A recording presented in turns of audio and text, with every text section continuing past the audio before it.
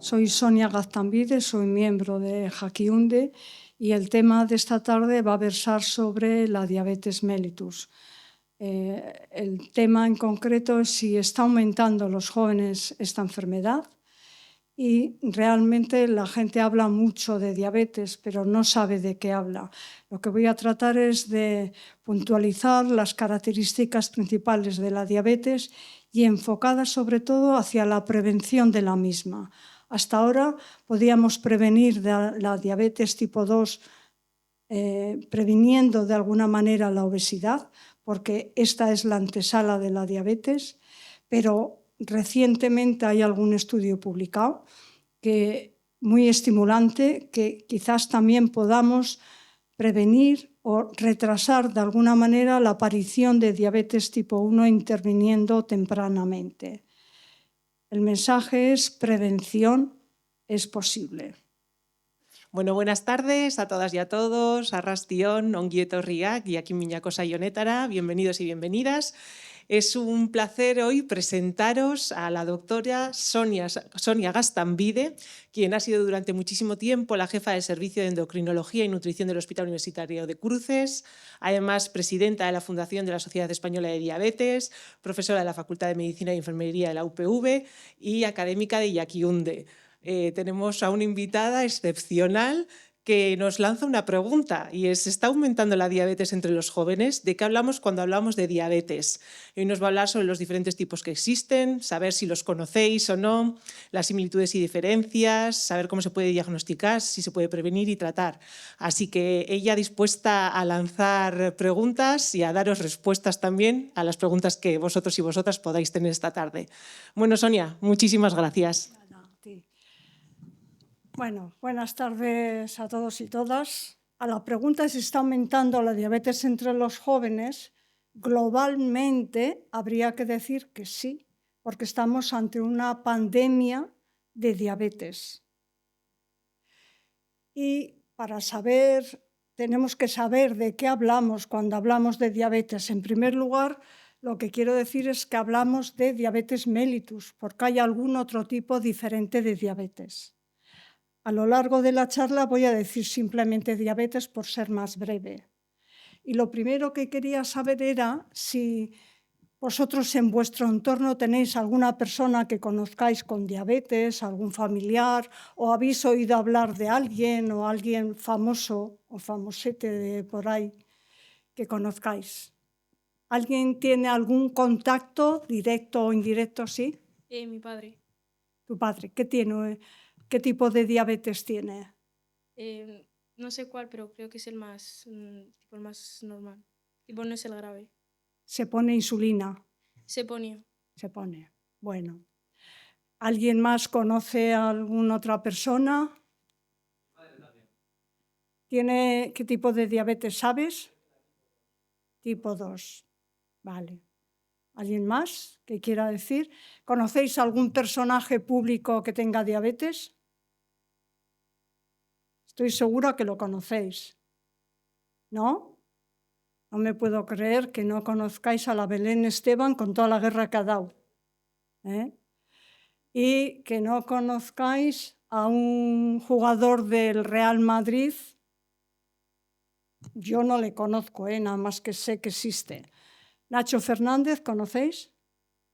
Él también tiene una diabetes de tipo 1. Y seguro que Aitor Ocio lo conocéis.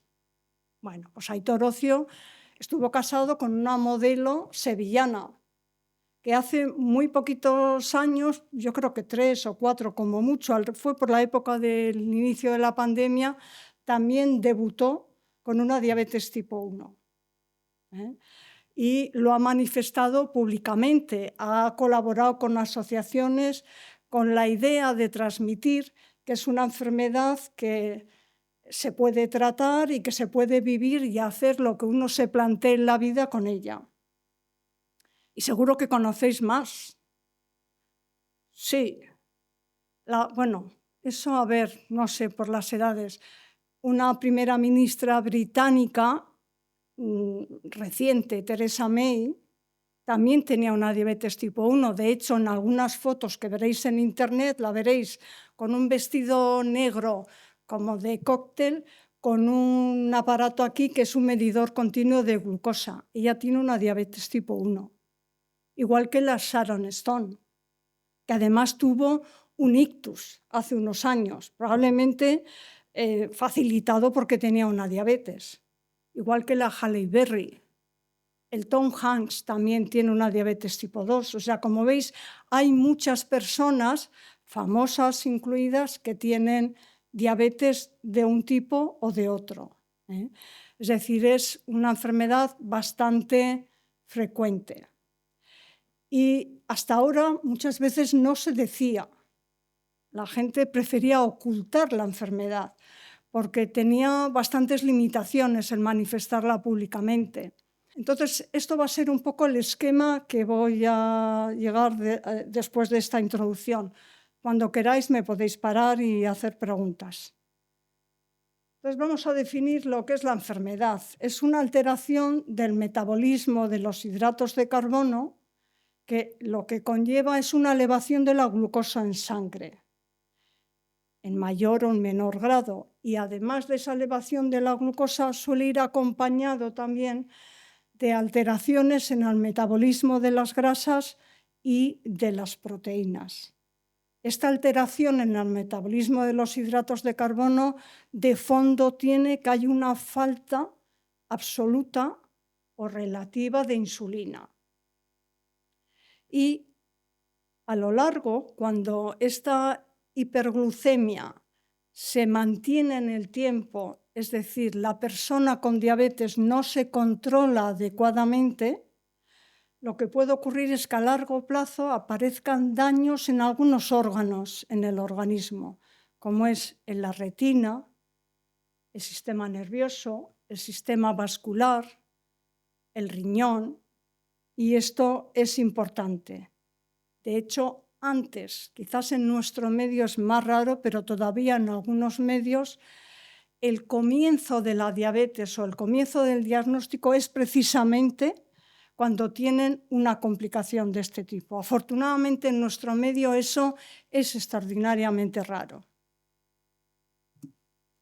¿Por qué es importante?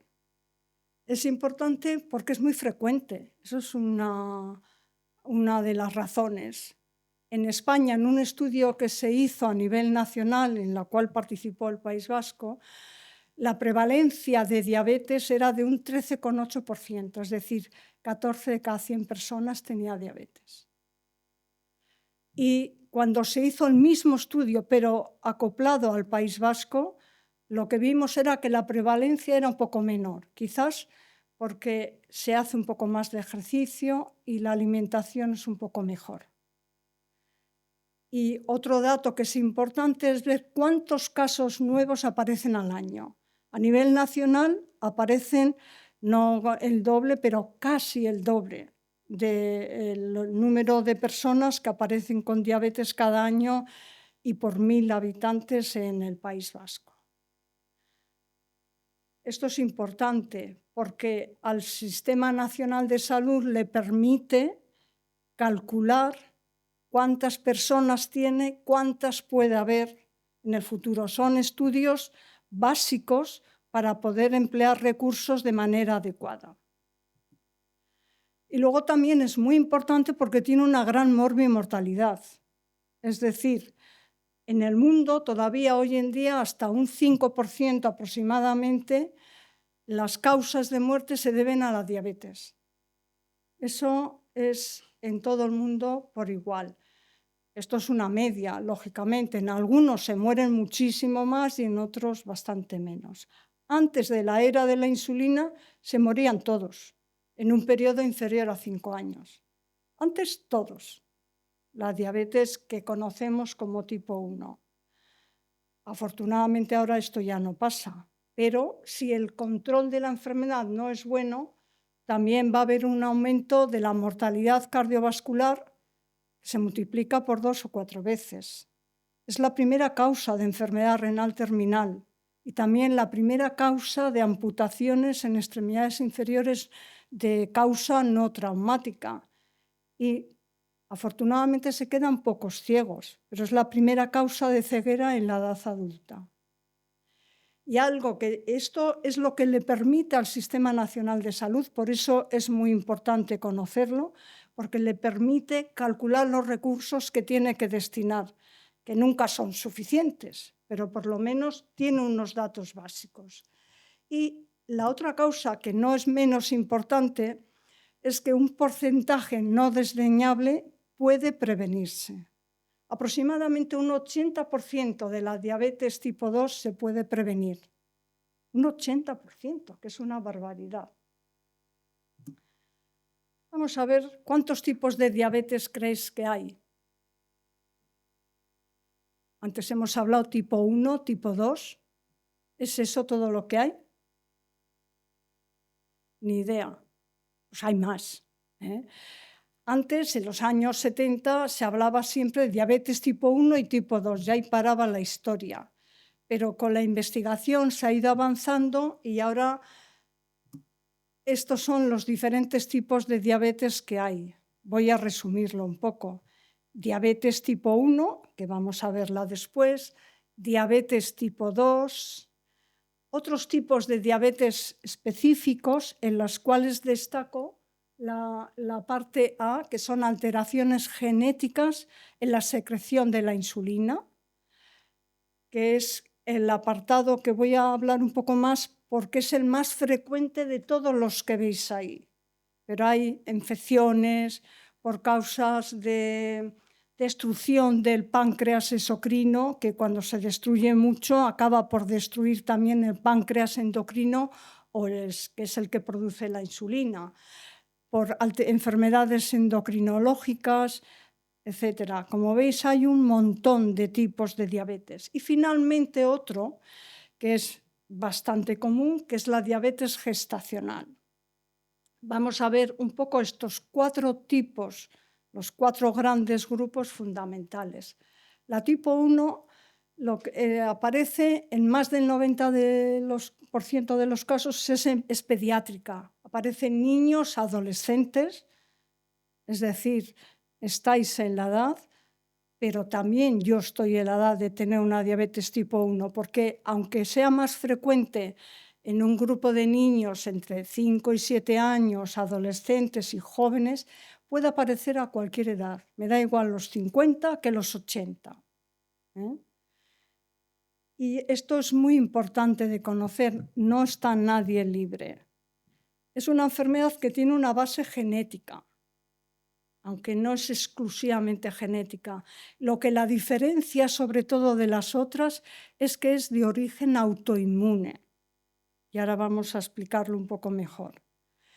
Y lo que ocurre es una destrucción total de las células beta del páncreas, que son las que producen insulina.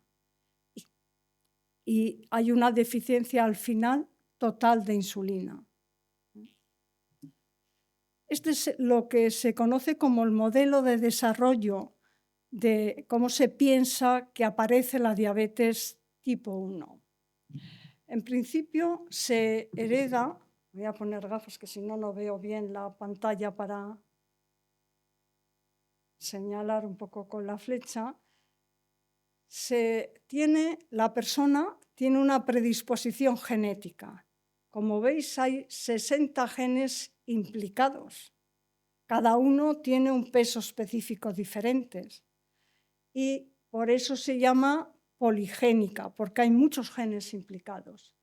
Y en un momento de la vida, esa persona, hay algún factor ambiental que hoy por hoy se desconoce, no lo conocemos, aunque hay unos cuantos candidatos que os mostraré después, empieza a producir una alteración en la composición del páncreas o diferentes componentes que hace que el organismo no lo reconozca como parte suya, como propio.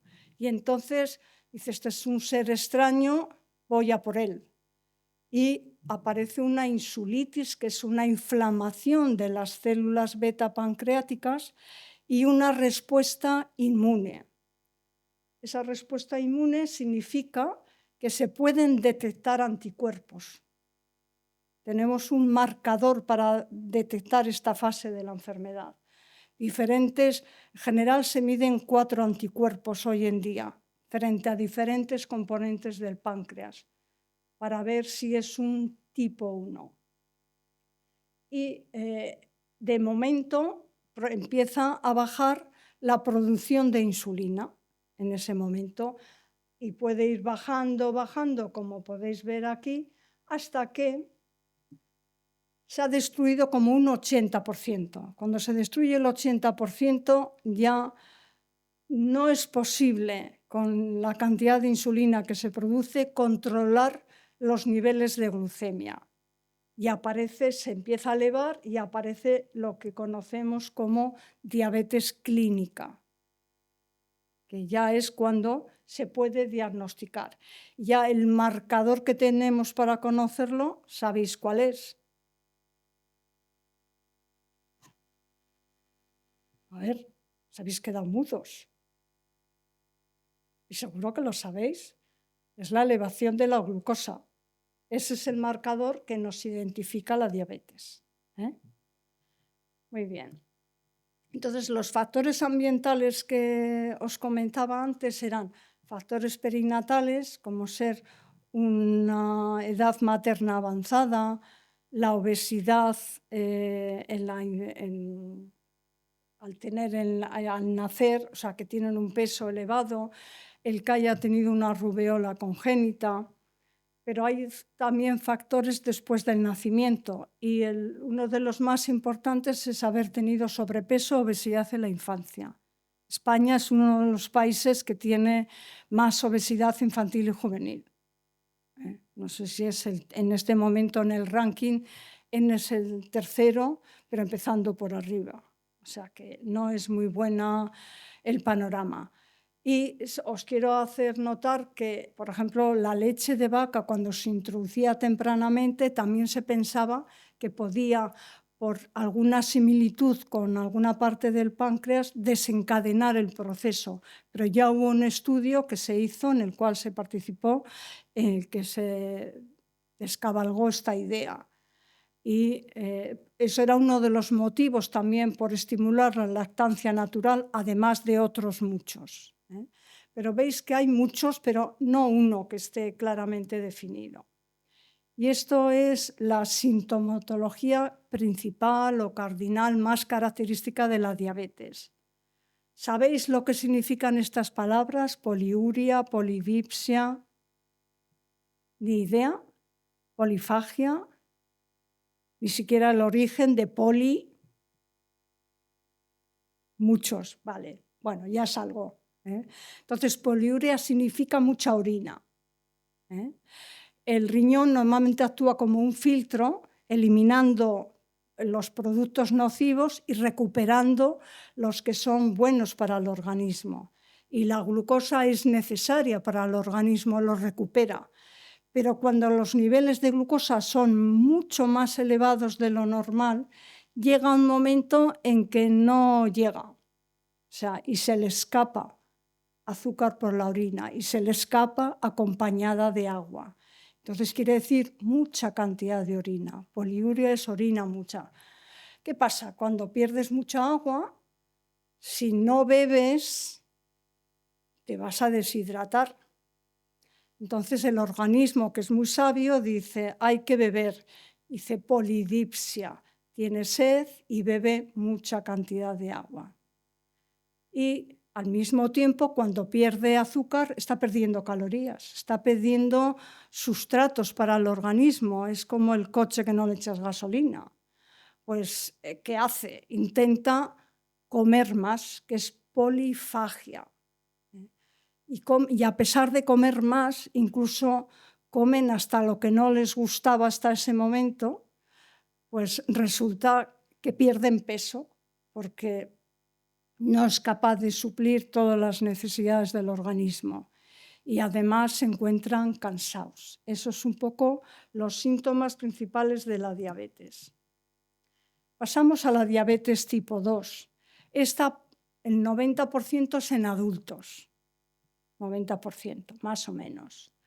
Y también tiene un origen genético, pero son otros genes los que están implicados. Y lo que le diferencia sobre todo es que no es autoinmune. Eso es lo primero que hay que descartar. Y existe insulina. Lo que pasa es que los tejidos no responden a esa insulina, son resistentes, con lo cual es como si no tuviéramos. Y sobre todo lo más importante es que está muy asociada a la obesidad. Y en pediatría también ha aumentado este tipo de diabetes. Hace años esto en pediatría no existía, nadie se planteaba una diabetes tipo 2 en pediatría. Ahora sí. ¿Por qué? Por el aumento de obesidad. Es verdad que en nuestro medio no es muy frecuente y hay otros factores que influyen, sobre todo pues, las etnias, pero existe. Y esto es un poco cómo funciona el sistema. Etiopatogenia quiere decir las causas del mecanismo del enfermar. Entonces, lo que ocurre es que, a ver aquí, que tenemos en esta línea azul, hay una resistencia a la insulina que se mantiene a lo largo de la vida. Mientras el páncreas pueda producir insulina a más, porque intenta vencer esa resistencia, llega un momento en que no puede más y empieza a bajar la producción de insulina, porque disminuye esa función. Y es cuando empieza a bajar, cuando empieza a subir la glucosa en sangre, que es lo que vemos arriba. Por eso, en este tipo de diabetes, a veces también se necesita insulina, porque llega a un agotamiento total. Y eso no quiere decir el que la diabetes tipo 2 necesite insulina, que ha pasado a ser una diabetes tipo 1. Sigue siendo una tipo 2, pero con necesidades de insulina. ¿Cuáles son los factores de riesgo para esta enfermedad? Pues el tener más de 45 años, una historia familiar importante y, sobre todo, sobrepeso y obesidad y el sedentarismo, que es que van de la mano. Y en determinadas etnias es más frecuente. Seguro que habéis oído hablar de los indios Pima, que están en el norte de México y en el sur de Estados Unidos. Pues esos tienen con mucha más frecuencia diabetes tipo 2. Prediabetes lo vamos a ver después, o una historia previa de diabetes gestacional, pero también hipertensión o colesterol del bueno bajo, por llamarlo fácilmente, y alguna otra enfermedad. El tercer tipo, porque es frecuente, vamos a hablar de la diabetes, lo que llamamos tipo MODY, que viene de las siglas del inglés Maturity Onset Diabetes of the Young, porque vieron que aparecían diabetes, que parecían una diabetes tipo 2, pero era gente más joven. Entonces, lo que se vio con el tiempo es que son diabetes monogénicas, es decir, se deben a la alteración de un gen en diferentes partes en la secreción de la insulina y se transmite de forma autosómica dominante. ¿Sabéis lo que quiere decir autosómica dominante? ¿No? Vale. Pues es que cada hijo en esa pareja tiene el 50% de posibilidades de tener la enfermedad. Si lo tiene el padre o la madre, el gen, depende de cuál le toque en el reparto, puede tener la enfermedad. Por eso es autosómica dominante, 50% de posibilidades. Y hay defectos en diferentes puntos en la secreción de la insulina. Y, por lo tanto, depende del nivel de donde está la alteración genética, la diabetes puede ser leve o puede ser un poco más grave. Y, por lo tanto, la elevación de la glucemia. Y la clínica puede ser muy variada. Los más frecuentes son el tipo MODY 2 y MODY 3. Vienen a ser, hoy en día, aproximadamente el 5% de todas las diabetes. Pero eso es algo que se estima, no es algo que se sepa con seguridad. ¿Por qué? Porque no todo el mundo hace los estudios genéticos. Hasta ahora no se hacían, hasta hace unos pocos años. Y ahora se hacen cada vez con más frecuencia. Eso es lo que nos ha permitido que hoy por hoy es un 5%. Pero pensar, cuando se empezó a hacer un poco con más frecuencia, se vio que había muchos niños que tenían una diabetes diagnosticada como MODY 2, por ejemplo, y genéticamente, pero que habían sido diagnosticados como una diabetes tipo 1. Simplemente por el hecho de tener una glucemia elevada y tener 5 años o 7 años ya, la etiqueta era de diabetes tipo 1. Y ahora con los años, por diferentes motivos, se ha visto que realmente tenían una diabetes tipo MODY 2, por ejemplo. Esto les ha cambiado la vida, porque esa diabetes que estaban poniéndose insulina ha pasado a tener que tomar como mucho o nada, o una pequeña cantidad de una pastilla. O sea, ha cambiado mucho. Por eso es muy importante diagnosticar bien. Y la MODY 3 se parece mucho a la diabetes tipo 2. Por eso habrá muchas diabetes tipo 2 todavía hoy por hoy de hace muchos años que igual no es una tipo 2, igual es una MODY 3.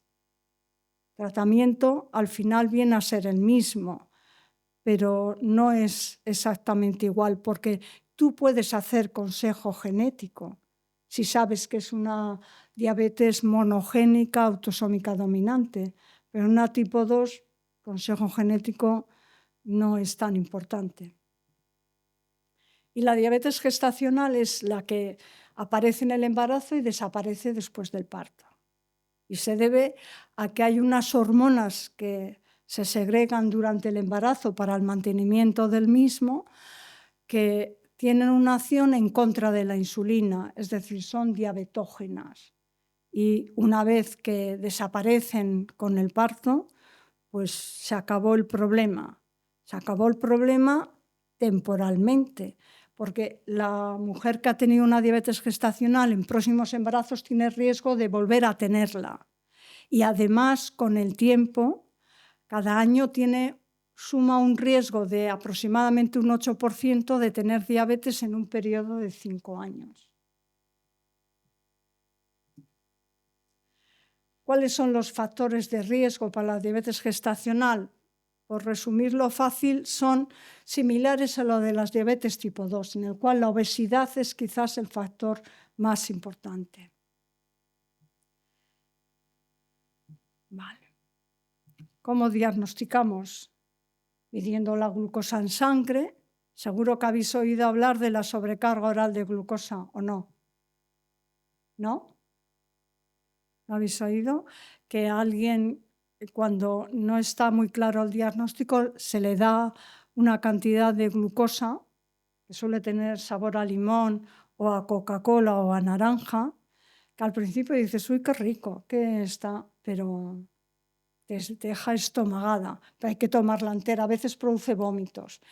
Y entonces se mide la glucosa a las 2 horas de haberlo ingerido. Y la hemoglobina glucosilada, que eso seguro que no sabéis lo que es, o el que tiene familiar, igual ha oído alguna vez al padre hablar de la hemoglobina glucosilada.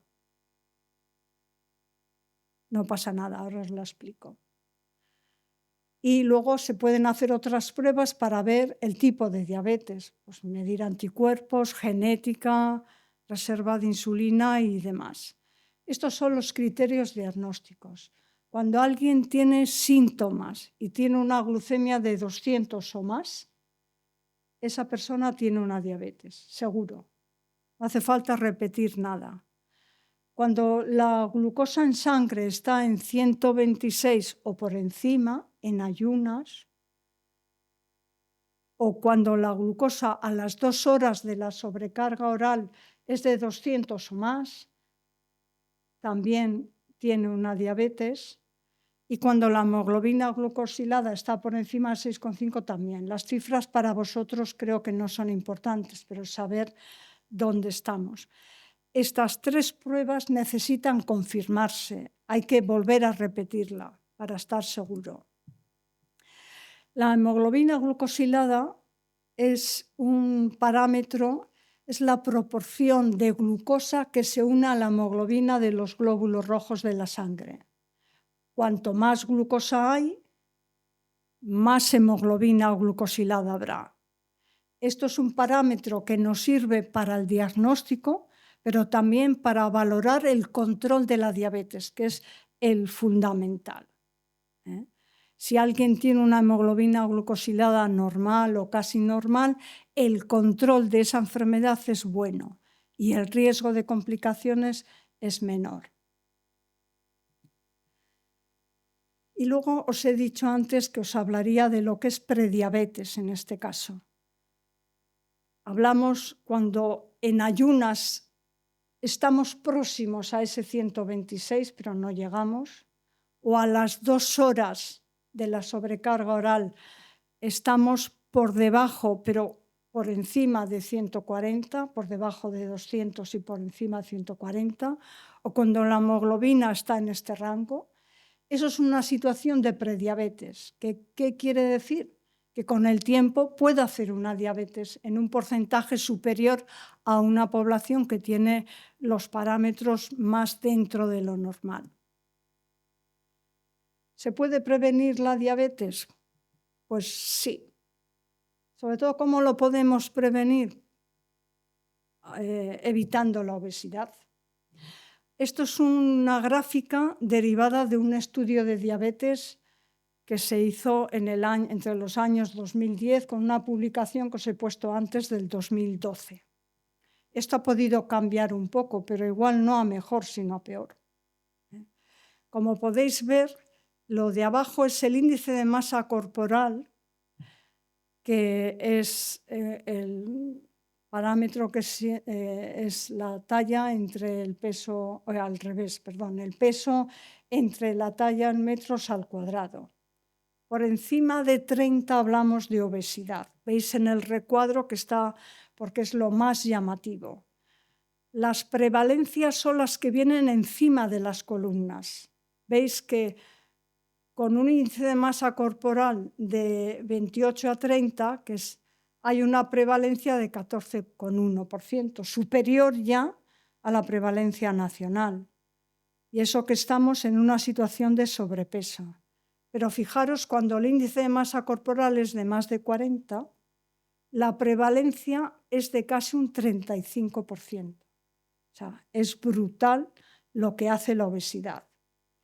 Y también es lo que está en cuadrados, es el riesgo de tener una diabetes cuando tú tienes este índice de masa corporal. Se multiplica por 8, frente a uno que tiene un índice de masa corporal normal. Es decir, la obesidad tiene un peso, valga la redundancia, brutal en la aparición de la diabetes. Por eso se dice siempre que la obesidad es la antesala de la diabetes. Y luego, esto que es importante, no tanto para vosotros, sino más bien para los que están en los sistemas sanitarios, porque les convendría saber que el riesgo de ser obeso está también en función del nivel de estudios. Es decir, cuando hay un analfabetismo, el riesgo de ser obeso es superior, aunque os parezca mentira, al de un estudiante universitario. Probablemente está relacionado con el nivel de educación, que saben comer igual peor o tienen un acceso a una comida menos buena, por decirlo así, y también a un menor nivel económico. Con lo cual, está claro, esto se habla en todas las sociedades, no es solamente de aquí. Entonces, los organismos de los que depende la sanidad tendrían que valorar esta situación y en las áreas más deprimidas tener en cuenta esto y educarlos. Y vamos a ver entonces cómo se puede prevenir. La prevención es a través del estilo de vida. que el estilo de vida es una de las que la Organización Mundial de la Salud promueve, porque puede evitar la obesidad y puede evitar la diabetes. Y el estilo de vida significa un estado de bienestar social, personal, a todos los niveles. Y generalmente se refiere a la alimentación y al ejercicio. Pero evidentemente no es lo único que nos van a dar un bienestar total. Evidentemente la OMS también aboga por vacunarse, por no fumar, por evitar el alcohol, por ponerse el cinturón de seguridad cuando se conduce y por no beber cuando se conduce, etc. Esto es el decálogo de consejos para una vida saludable en su conjunto. Pero el estilo de vida, en cuanto se relaciona con la alimentación, hablamos siempre de dieta mediterránea. La dieta mediterránea se vio hace no tantos años, probablemente no más de 30 o 40. Una serie de países del área mediterránea y otros, como puede ser Estados Unidos y países nórdicos, vieron que los eventos cardiovasculares y la mortalidad cardiovascular era mucho menor en el área mediterránea. Entonces empezaron a analizar qué era lo que le diferenciaba a esa área de los otros países. Lo que vieron era que la alimentación era un poco diferente. Y de ahí es cuando se empieza a hablar de la dieta mediterránea, que es cómo se comía en esos países en ese momento, que no quiere decir que sea como se come ahora, pero bueno.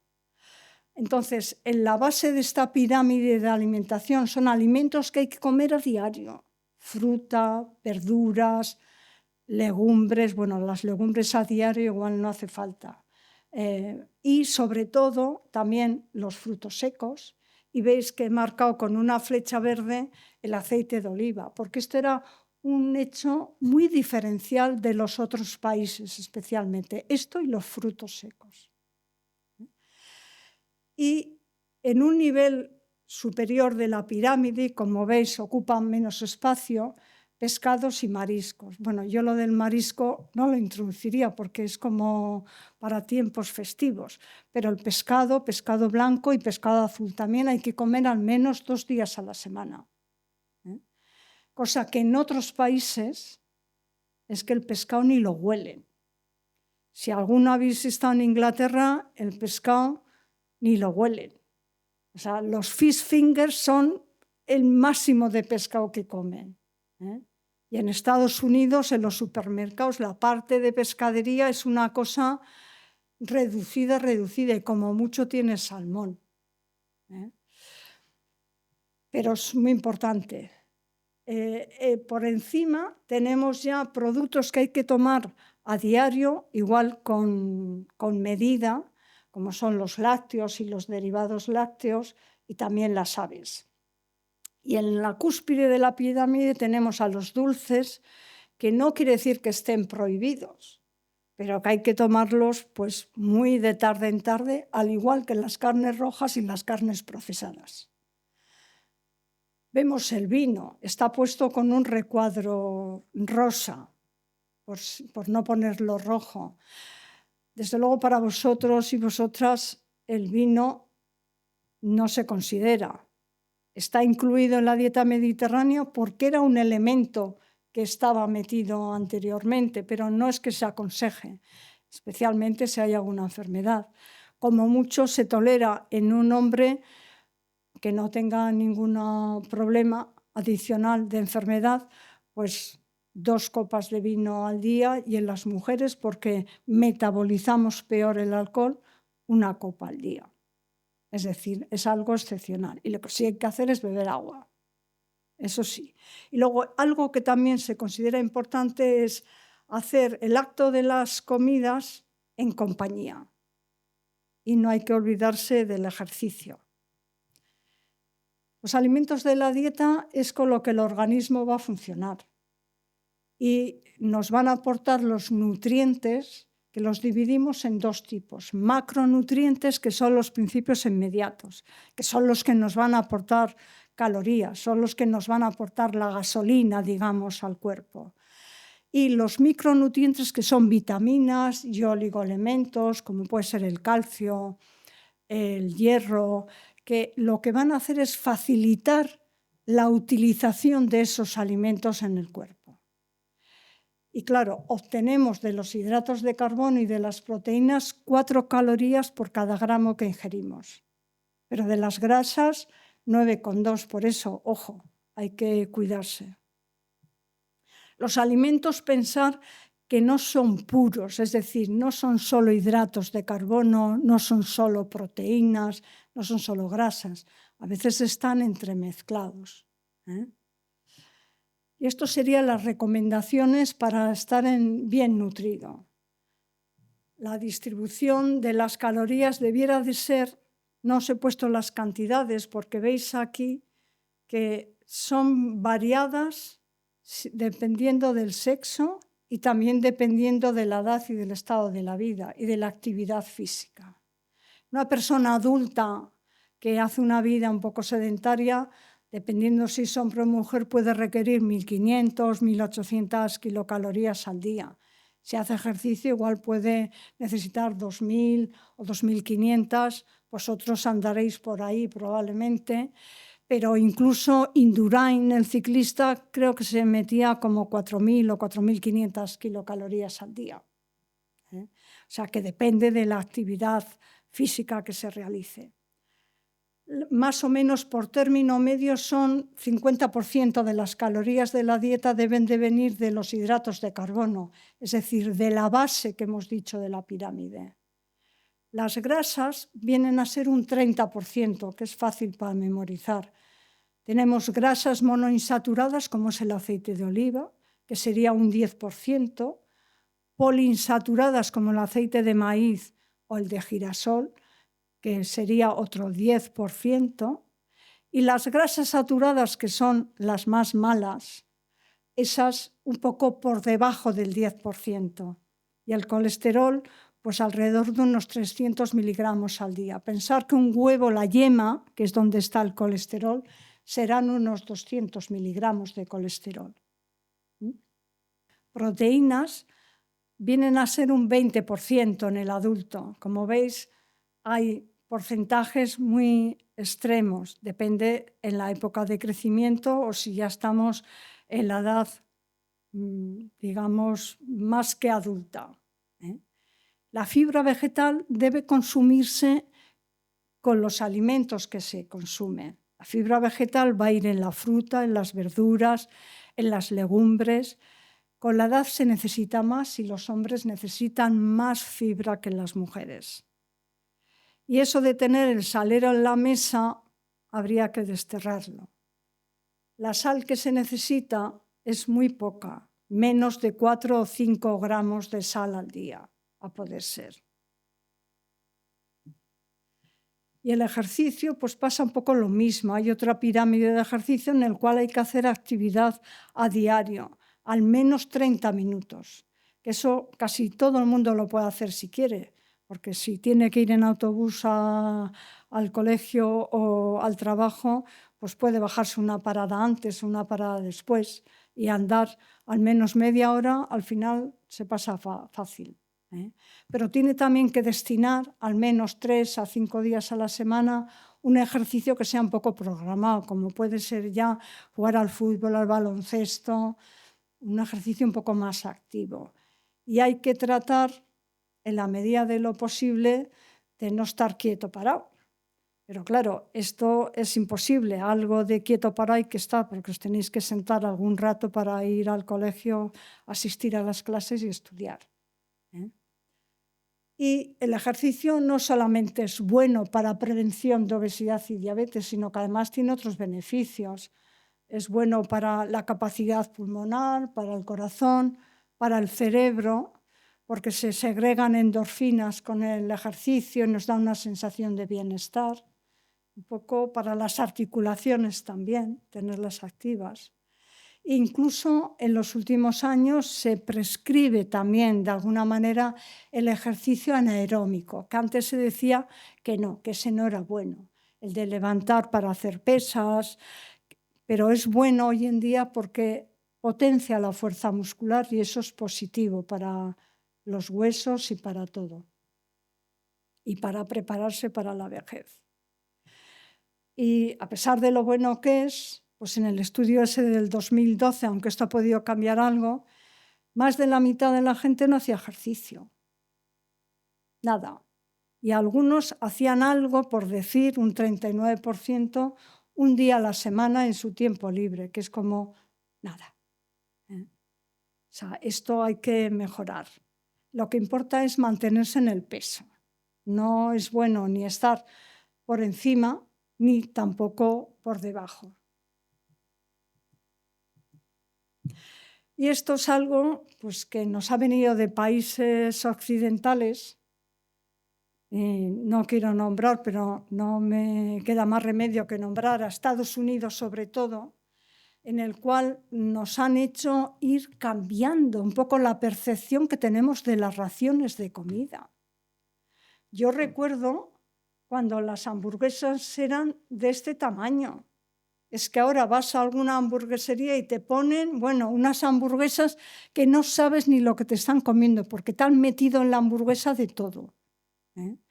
Y las galletas, las cookies, que antes eran del tamaño, pues estas que veis aquí, de más pequeña que la galleta María. Y ahora son el doble de la galleta María. Y fijaros aquí, por ejemplo, en las ensaladas, que se están diciendo que esta ensalada le parece mucho, que por qué no la comparten. Y en cambio, esto es del año 97, pero esto se mantiene igual. Aquí se están poniendo moradas con la ensalada y piden que la mayonesa, me parece que era, que fuera light, que es un absurdo, pero es la vida a veces es absurda. Esto es un estudio muy interesante que se realizó en España y que se publicó en la revista más prestigiosa de medicina, que es el New England Journal of Medicine. El grupo que dirigía el estudio era un catalán, Ramon Estruch, y lo que se quería probar era ver si lo que se había visto en el estudio de los países del área mediterránea, ver un poco si realmente el incentivar la dieta mediterránea podía reducir el riesgo vascular. Y se demostró no solo que redujo el riesgo cardiovascular, sino que redujo la mortalidad cardiovascular.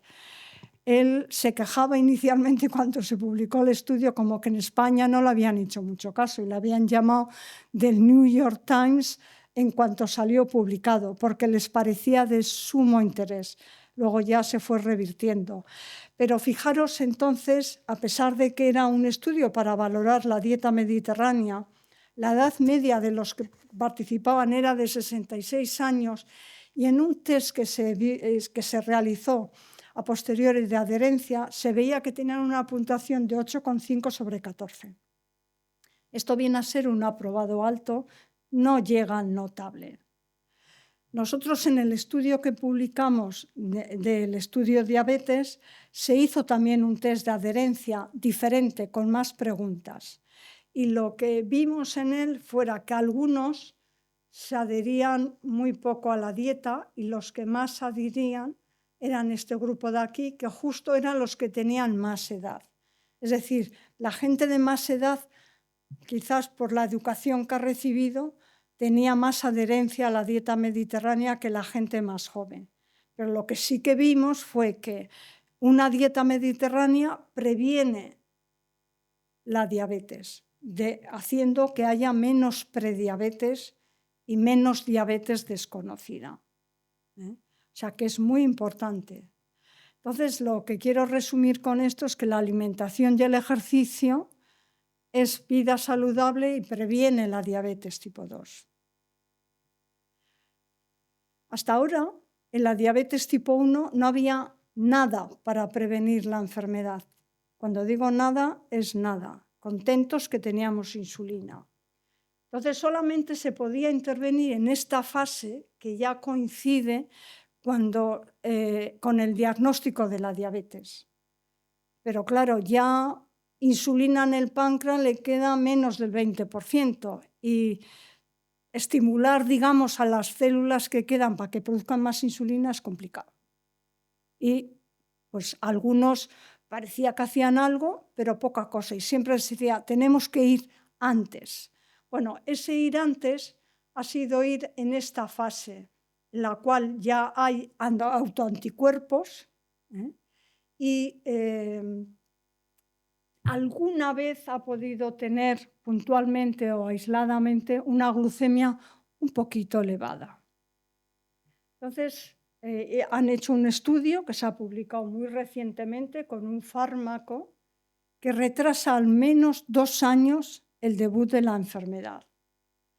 Este retraso de 2 años, que puede ser banal, pero es sumamente importante, porque son 2 años más con un control metabólico bueno y, por lo tanto, un riesgo menor de complicaciones crónicas a futuro, porque el control durante esos 2 años sigue siendo bueno, excelente.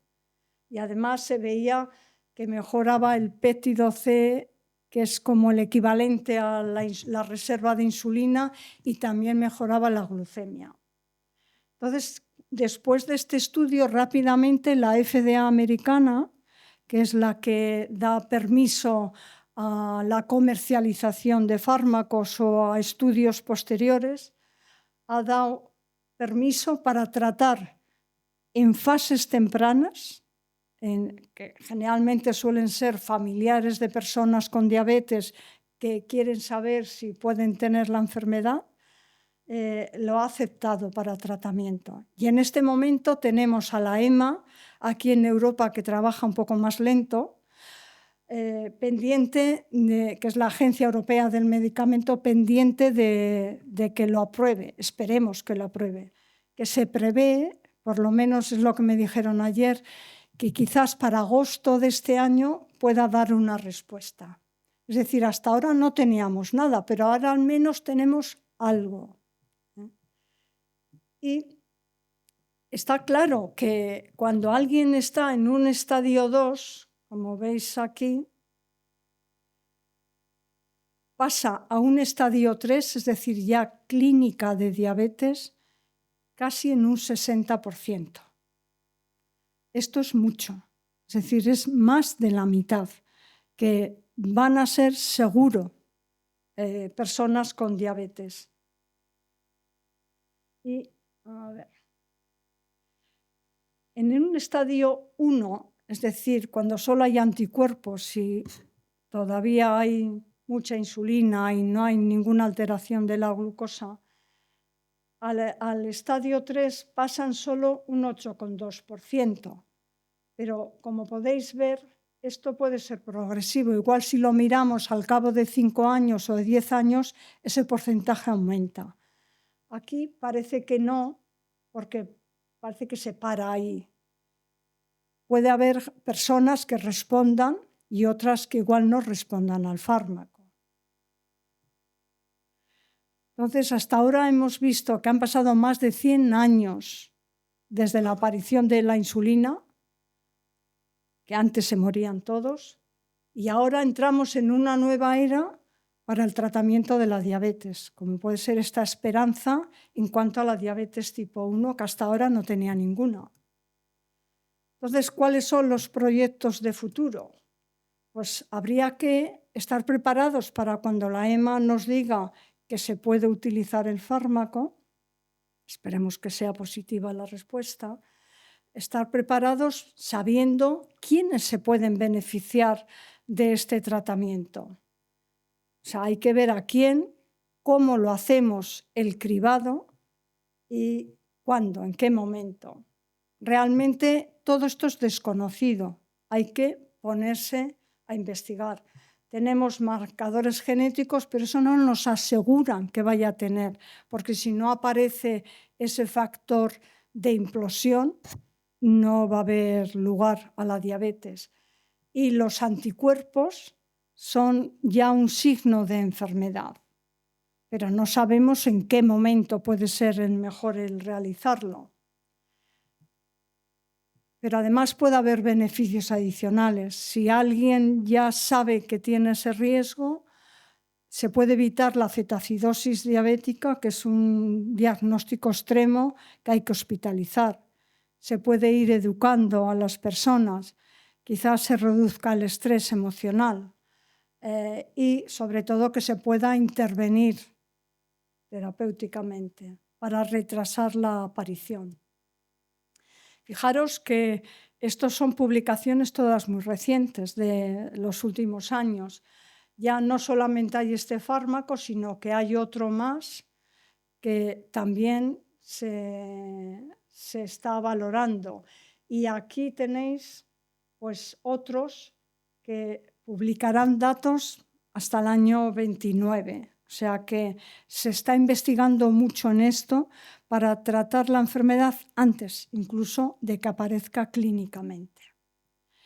Y ya Italia fue la primera que se puso las pilas. De hecho, en el Parlamento aprobó un presupuesto para hacer un cribado a población pediátrica. Ha puesto, no sé si fueron 4 millones de euros sobre la mesa para empezar a trabajar en ello. Están mirando cómo hacer el cribado mejor. Y Italia fue la primera, pero ya se han ido sumando países europeos distintos. Como veis, tenemos a Portugal incluido, pero España no estaba incluido. Bueno, desde hace muy poquito podemos decir que se va a incluir en esto, porque el grupo de investigación de endocrinología, diabetes y nutrición de BioVizcaya, dirigido por el doctor Luis Castaño, que algunas de las diapositivas habréis visto que pone debajo Luis Castaño, me las ha facilitado él. Han dado una beca para empezar a plantearse el cribado, para empezar a estar listos. Es decir, esto es positivo. No son los 4 millones de euros del Parlamento italiano, creo que son 200.000 euros, pero bueno, hay que empezar con algo. Entonces, como a modo de resumen, quiero deciros que la diabetes mellitus es muy frecuente. El riesgo de complicaciones depende del grado de control. Algunos tipos se pueden prevenir, como combatiendo la obesidad para prevenir diabetes tipo 2, y podemos identificar ya población a riesgo para diabetes tipo 1 e intervenir si es que estos fármacos nos lo permiten y nos lo permite la EMA antes de que aparezca la enfermedad. No digo que haya curación, hoy por hoy no la hay, pero sí al menos retrasar que esto es tiempo ganado de buen control. Y mientras tanto tenemos insulina. La insulina ha sido vida para mucha gente. Y me quiero despedir con este, que es un dibujo que realizó Juan Carlos Seguillor hace muchos años a favor de la Asociación Vizcaína de Diabetes, con el lema de Insulina es vida, y que lo utilizamos en un calendario de bolsillo para intentar comprar insulina para países necesitados. Hay países en Sudamérica que se ponen la mitad de la insulina que necesitan porque no tienen dinero para comprarla. Y por si no sabéis quién es Juan Carlos Seguillor, guipuzcoano de pro, pero bilbaíno por creencia, fue el que hizo el primer cartel de las fiestas de Bilbao. Y este es mi correo electrónico, por si ahora no queréis o os da apuro o lo que sea, me podéis hacer cualquier pregunta que queréis por correo electrónico. Os prometo que os contestaré siempre. Y muchas gracias por haber venido un viernes.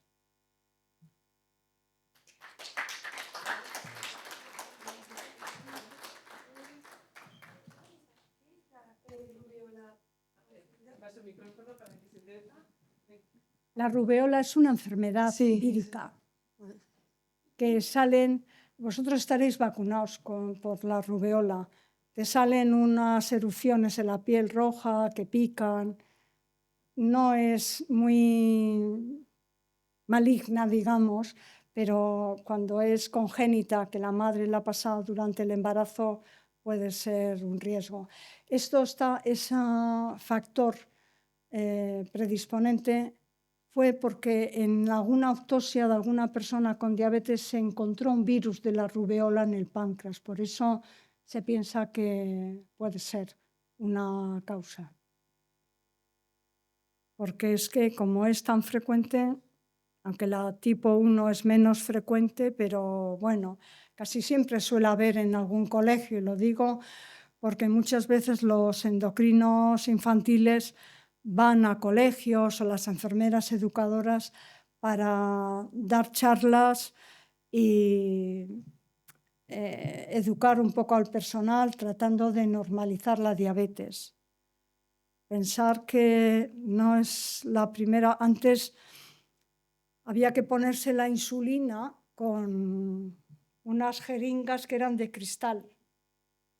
O sea, se ha evolucionado mucho y ya de hace bastantes años son jeringas que están precargadas y es más fácil de pincharse. Ahora mismo la mayoría se pincha con bolígrafos, pero antes, en una época, en los años 70, 80, no era nada raro que alguno que iba igual a tomar algo en un bar iba al baño y lo denunciaban porque pensaban que se estaba drogando, porque se estaba pinchando, y se lo llevaban a la policía. Y bueno, por eso la Asociación Vizcaína de Diabetes hizo una especie de carnés para que si lo mostraban, pues bueno, facilitara un poco las cosas y no se lo llevaran al menos a comisaría. O sea que la diabetes ha vivido épocas bastante duras y ahora tampoco es fácil vivir con diabetes. Por eso os preguntaba si no conocíais a alguien para que tuvierais la oportunidad de poneros en su papel.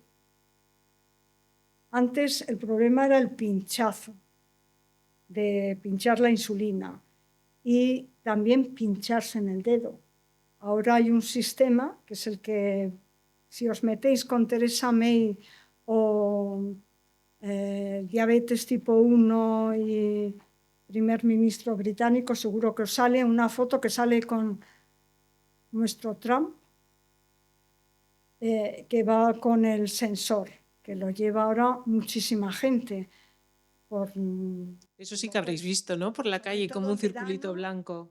En verano se ve, es como una moneda de 2 euros, aunque ahora ya no sé si está ya en vigor uno que es más pequeño, como una moneda de 1 euro.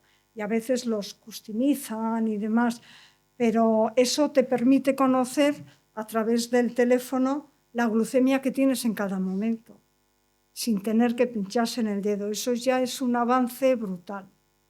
Y muchos de las personas con diabetes ahora llevan también bomba de infusión de insulina, que no sé si sabéis lo que es. Lo pueden llevar en un cinturón, es un pequeño artilugio que no es más grande que un pequeño teléfono móvil, de los pequeños, de los de antes. Y tiene un sistema que, con una jeringa que mete insulina de forma continua, una cantidad muy pequeña, las 24 horas del día. Y cada vez que tiene que comer, pues le da un botón para aumentar la cantidad de insulina que se mete y poder neutralizar la elevación de la glucosa que va a provocar ese alimento. Entonces, bueno, eso también ha facilitado muchísimo la vida. Y ahora ya están semiautomáticas, es decir, que casi no lo tienes ni que hacer tú nada, sino automáticamente la bomba te lo va programando. Eso facilita mucho la vida de los diabéticos. ¿Habéis probado, os han pinchado alguna vez alguna inyección subcutánea? Cuando se han puesto la vacuna de... Algunas de las vacunas suelen ser subcutáneas, a veces son intradérmicas también. ¿No os acordáis cuando os hayan pinchado? ¿No? Joder, sois unos flojos. Tienes una memoria muy floja. Bueno, pues a veces no viene mal.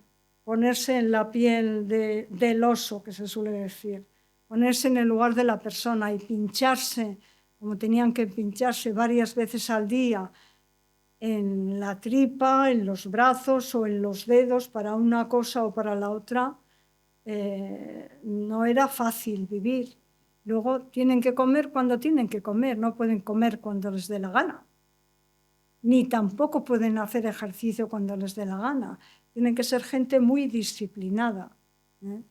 Pero el mensaje que quiero daros sobre todo es que os mantengáis en el peso que tengáis ahora o el equivalente cuando vayáis creciendo, pero que no ganéis peso, que no os hagáis con un sobrepeso ni con obesidad, porque eso va a ser la antesala de la diabetes. Y pensar que la diabetes tipo 2 es la más frecuente de todas las diabetes. La edad no la podemos quitar de encima.